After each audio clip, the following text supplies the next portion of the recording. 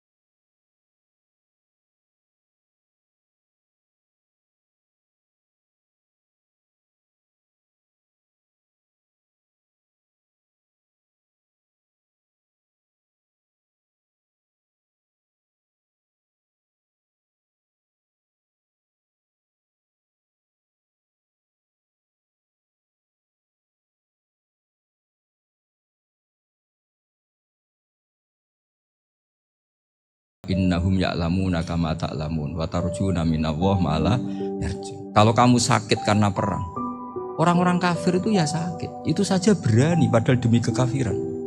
Wa tarjuna minallah ma la yarjun, padahal kamu punya nilai lebih yaitu berharap kepada Allah yang mereka tidak punya. Saya jadi kiai itu ya kadang mangkel. Karena yang benci ya benci, yang seneng itu ngel-ngel loh kayak Pak Bejo. Jadi semuanya ribet. Nah iya, yang benci ya ganggu, yang seneng ya ganggu, tambah nemen. Seribet. Tapi kalau sudah ingat bandar narkoba, mereka berhadapan dengan polisi, kadang ditembak karena kesalahannya terlalu fatal. Antar persaingan mereka juga bisa tembak-tembakan karena merebut pasar narkoba. Itu saja mereka berani.